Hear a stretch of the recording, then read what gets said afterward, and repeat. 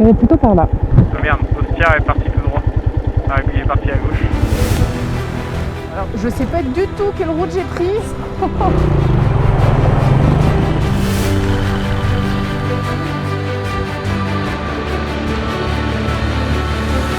Salut à tous et bienvenue dans ce nouvel épisode.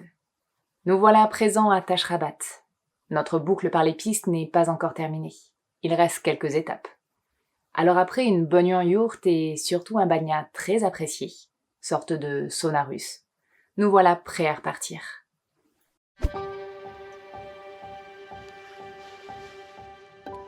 Tashrabat est un caravansérail connu du XVe siècle. Son nom signifie « forteresse en pierre ». Situé à 3100 mètres d'altitude, il accueillait pendant des siècles les caravanes de marchandises venant de Chine.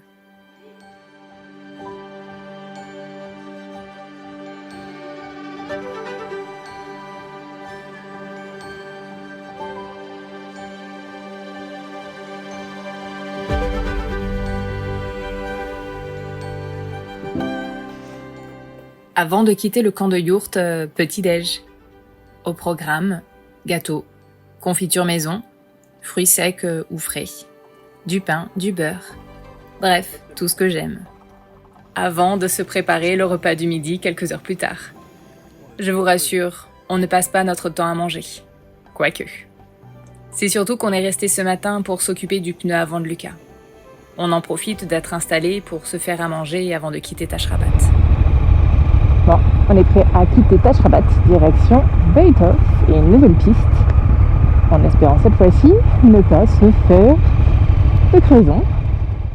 Ces derniers jours, on a essuyé des problèmes sur ma moto, puis celle d'Oscar, et enfin celle de Lucas.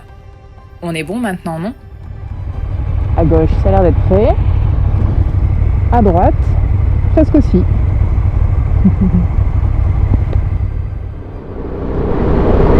C'est parti, là on attaque la piste entre Tashrabat et Beitov.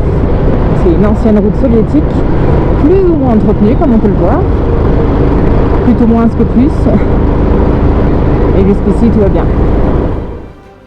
Normalement, cette piste est plutôt facile. On devrait en plus passer par deux cols à plus de 3300 mètres d'altitude. Ça risque d'être plutôt sympa.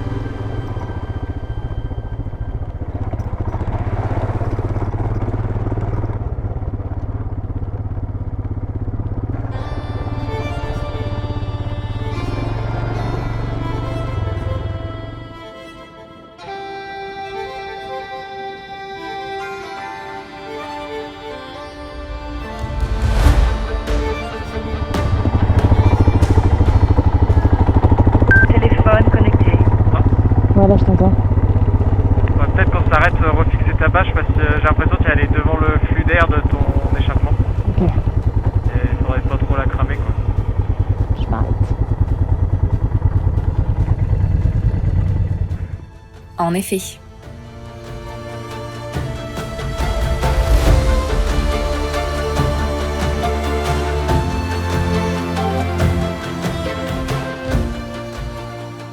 Et alors qu'on s'arrête dans un hameau pour fixer ma page de moto, quelques enfants curieux viennent nous voir.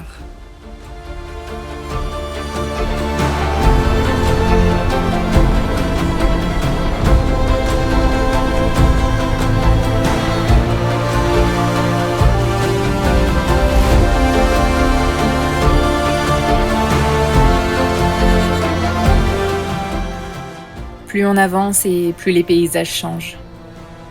Ce qui ne change pas par contre, c'est que nous sommes les seuls sur cette piste. On croise de temps à autre quelques yourtes et c'est à peu près tout. Mais c'est grandiose.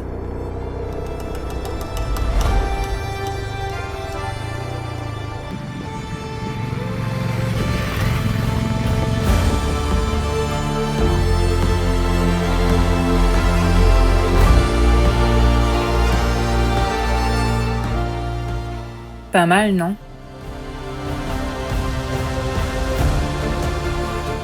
Nous voilà au col Borulu Achou, ou Mels Achou. Ce nom tient des initiales de Marx, Engels, Lénine et Staline. Pas très loin du village de Baïtov, ce col à 3262 mètres d'altitude permet d'avoir une vue incroyable sur les environs. Des collines verdoyantes au canyon d'argile rouge.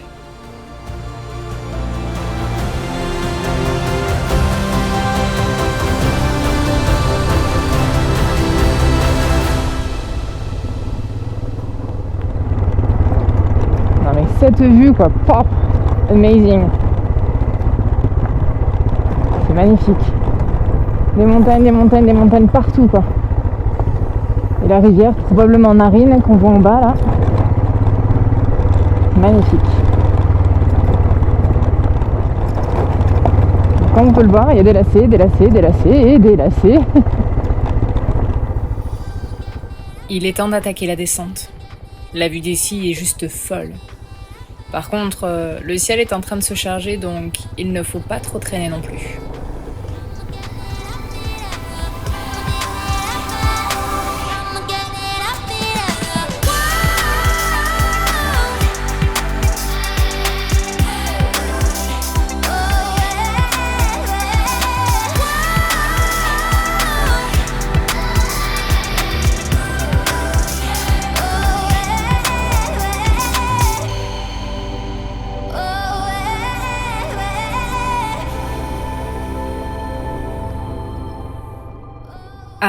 Il commence à y avoir des gouttes. Il nous reste encore 22 km avant d'atteindre Baïtov. Là, ça y est, on a descendu, on est passé par les deux cols et on vient de descendre. Puis on se retrouve en fond de vallée, on va dire. Et on est entouré de montagnes rouges, ocre. Et c'est vrai que c'est quand même très très beau. C'est vrai que cette piste fait passer à travers des paysages assez magnifiques.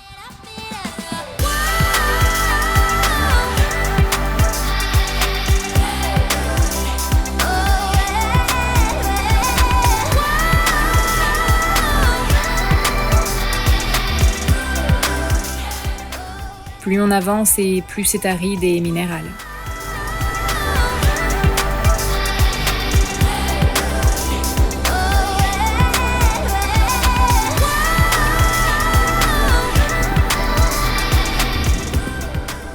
On arrivera en fin de journée et avec la pluie. Ça y est, on quitte Baïtov, direction Narine. Mais on va pas prendre que la route principale, on va aller faire une petite piste de Untravela, la piste 14. Donc là on a à peu près 100 km avant d'atteindre le début de la piste. Là on va quitter Baïtov et on va doucement retrouver la chaleur de Narine malheureusement. Après une nuit dans le village de Baïtov, on dit au revoir à notre gentil hôte, Bouken, et à son mari Saïd. Direction la piste, dans à peu près 95 km. Untravela est un couple de jeunes Français qui a parcouru pendant des mois le Kirghizistan, afin de réaliser un guide ultra complet pour les 4x4, motos, vélos, etc. Depuis notre départ de Narine, nous empruntons certaines pistes de leurs livres. Je ne peux que vous recommander. Et d'ailleurs, si ça vous intéresse, je mettrai le lien des guides et le nom des pistes en description de la vidéo. C'est vrai que c'est aride. Léger, ouais. Changement d'ambiance total par rapport à hier, non? Nous avons quitté les montagnes, puis les collines verdoyantes, pour des paysages arides de terre et de canyons rouges.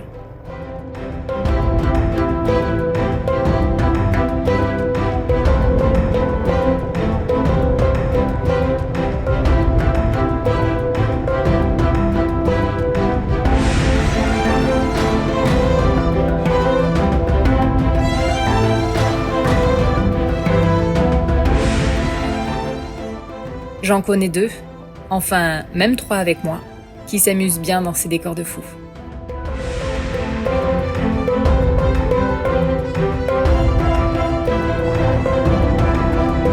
C'est à mon tour.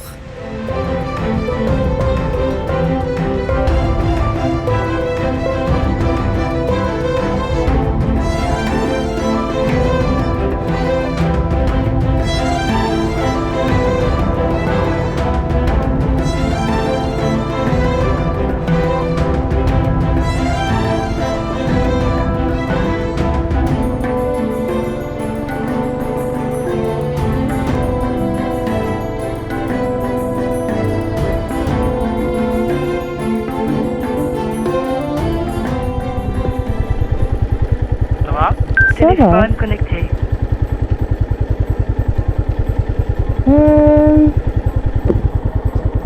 Je dirais plutôt par là. Ah merde, Ostia est parti tout droit. Ah, et puis il est parti à gauche. Attends, je sais pas trop en fait parce que...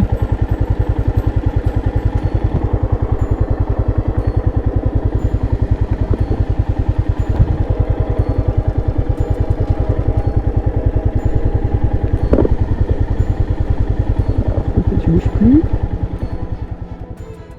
Et oui, parfois il faut tâtonner.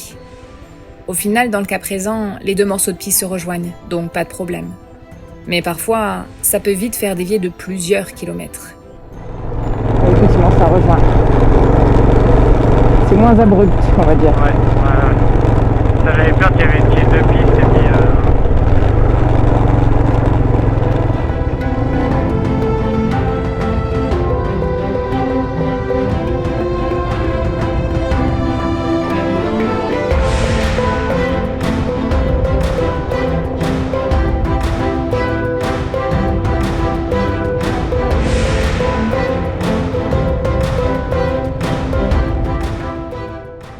On change à nouveau de décor et de couleur.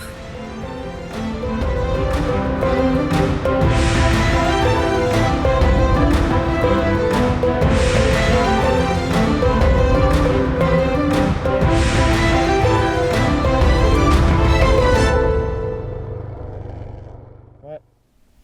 Peut-être que je vérifie si liquide de refroidissement, j'en ai suffisamment. Bah, ton voyant, t'es comment? T'as combien de temps? Mais c'est vrai qu'on entend un bruit. On entend un bruit d'un truc qui bout. Là, t'entends, hein? Bah, tout à l'heure, quand t'as sans le moteur, on voit. 29 degrés. Voilà, j'ai la truc huile. Si je démarre, il n'y a rien.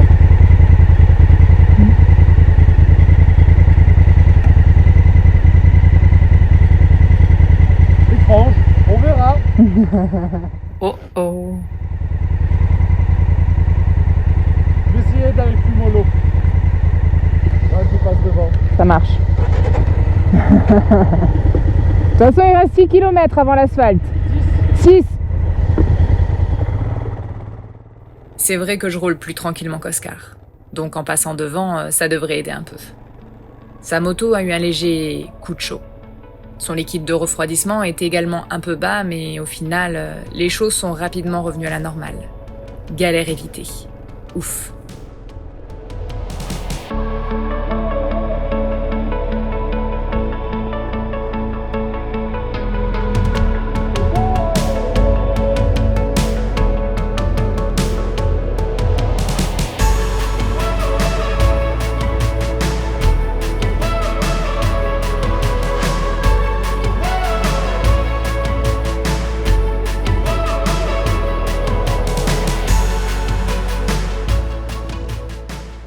Plus on se rapproche de Narines et plus on voit de verre.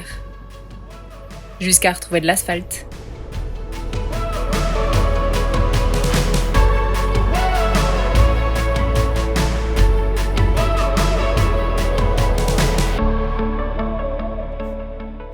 Et après ces quelques jours de piste, il est nécessaire de nettoyer et regresser nos chaînes. On passera une nuit sur Narines et ce sera l'occasion de recroiser Marion et Jérémy, aka Ouralistan. Ils repartent se balader à travers le Kirghizistan et nous vers Bichkek, plus au nord.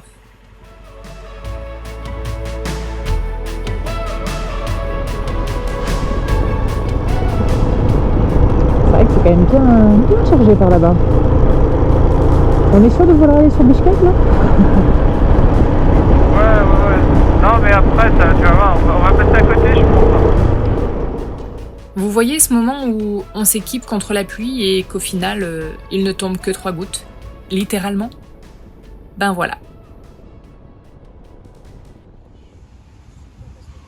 Et après quelques jours passés ensemble sur Bichkek, il est temps de se séparer.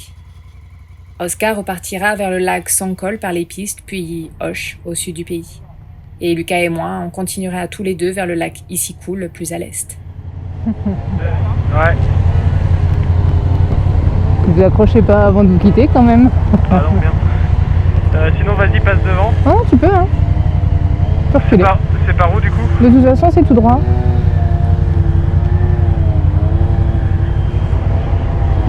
Bon bah Oscar, à tout à l'heure, ici cool. Oscar étant le roi du changement de plan de dernière minute, ça se tentait, non? Oula. Petit trou. Pas forcé, hein. Non.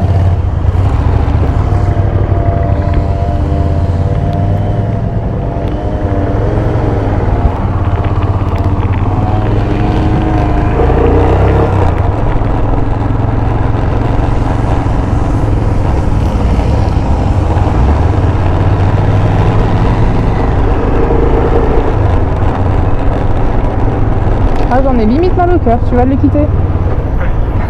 Ah oui, bon, c'était cool. Ouais. En voyage, les rencontres sont encore plus fortes car souvent éphémères, et les adieux malheureusement répétés.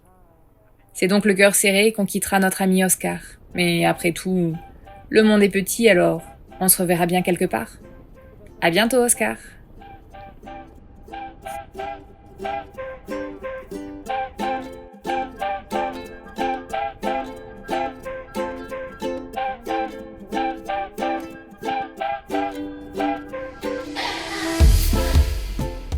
Nous longeons la rivière sud du lac Issicool, et comme on peut le voir, c'est en travaux. Ce sera donc de la poussière et de la tôle ondulée par endroits. Joie.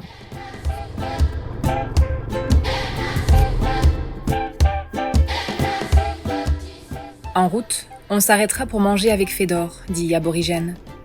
C'est un membre de la communauté Al-Kashi que je connais et qui nous a proposé de se rencontrer, sachant qu'on était dans le coin.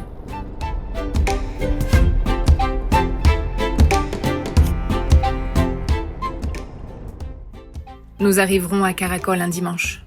C'est important de le préciser car, ce jour-là, il y a le plus grand marché animalier du Kyrgyzstan, qui a lieu toutes les semaines. C'est l'endroit parfait pour les nomades, ou pas d'ailleurs, pour acheter ou vendre leur bétail.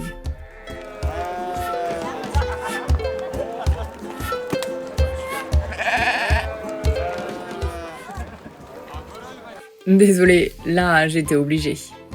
Non mais vous avez vu la taille de ce postérieur? Le jeune garçon me dira que son mouton pèse près de 60 kilos. Imaginez un peu.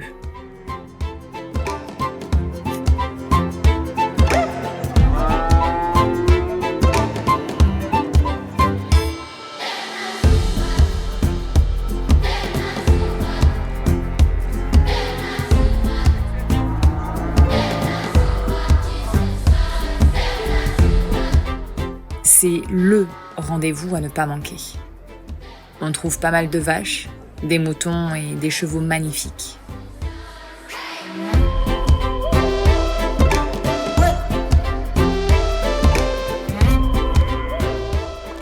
Ici, il règne une atmosphère très particulière.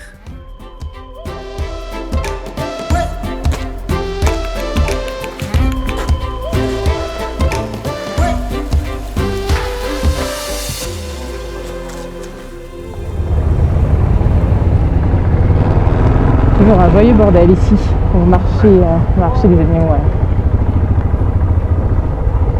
Ça va dans tous les sens. Ça.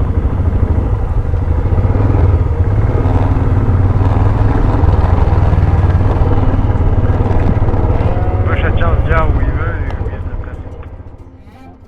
Après avoir visité le marché, on reprendra la route, direction l'est du pays, et des pistes à la frontière avec la Chine.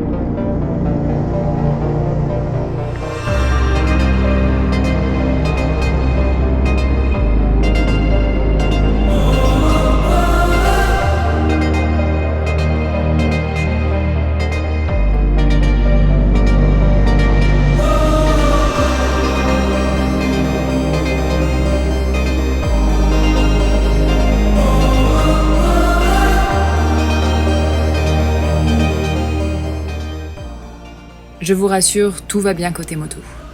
Lucas fait juste une vérification de temps à autre. Des formations professionnelles, on dira. En même temps, dans ces endroits reculés, il vaut mieux être prudent car il n'y a absolument personne.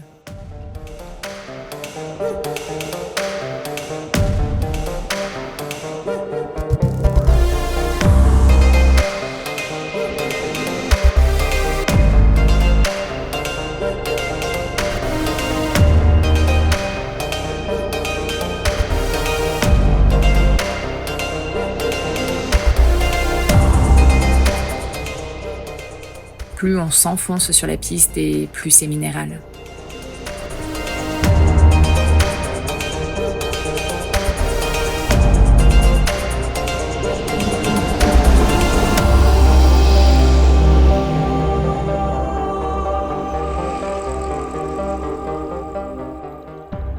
Nous voilà à 3810 mètres d'altitude. Des paysages de montagne, des rochers et nos motos. Il n'y a pas âme qui vive depuis des heures.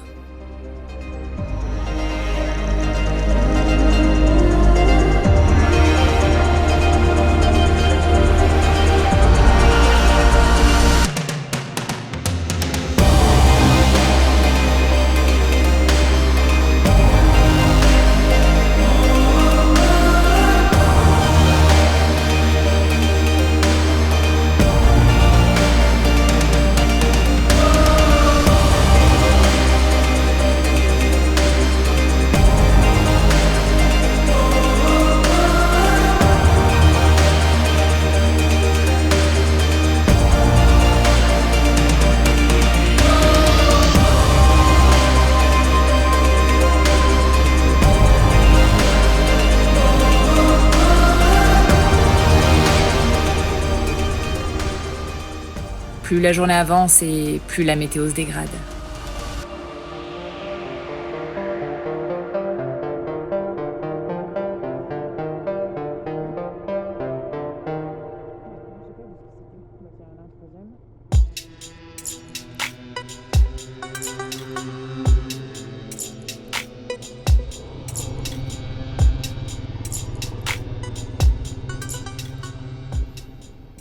La nuit s'apprête à tomber et la pluie s'installe. La piste de cailloux laisse doucement place à la terre. Et pas que. Donc là, du coup, on a 2 passages à guet. Et je passe en premier. Ouais. Parce qu'ils ont l'air un peu profonds, ou c'est moi?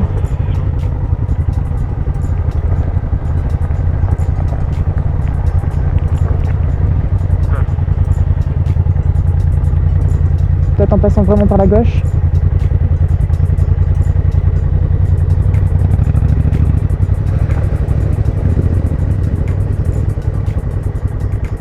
Et là, ça va. Ok.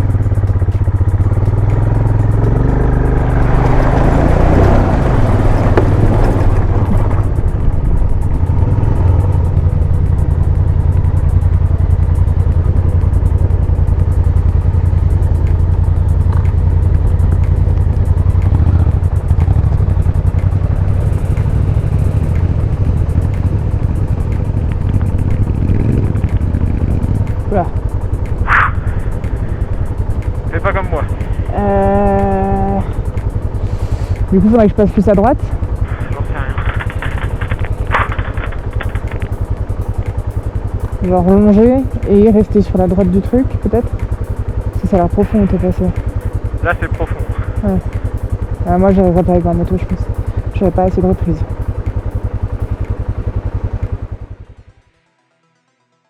C'était un peu vache de ma part de couper l'épisode ici, mais il aurait été trop long sinon. Désolée. Comme vous l'avez vu, l'heure des séparations avec Oscar a sonné. Et c'est donc le cœur serré que nous avons repris la route à 2. La beauté des voyages, ce sont les rencontres, mais c'est aussi un crève-cœur de dire au revoir. Nous avons donc continué vers l'est avec Lucas, et pour une fois, la météo va nous compliquer la tâche. Surtout sur ces pistes isolées. D'ailleurs, en parlant de pistes, et comme je l'indiquais dans l'épisode, vous trouverez dans la description de cette vidéo, juste en dessous, le lien du guide de Untravela, ainsi que le numéro des pistes que vous avez vues dans cet épisode. Et honnêtement, c'est une vraie pépite. Pour découvrir les confins du Kirghizistan, je ne peux que recommander à 1000%. Et pour savoir si Bala et moi, on a traversé ce passage à gué sans trop se mouiller, il faudra attendre un peu. En attendant, je vous dis à très bientôt pour de prochaines vidéos. Salut!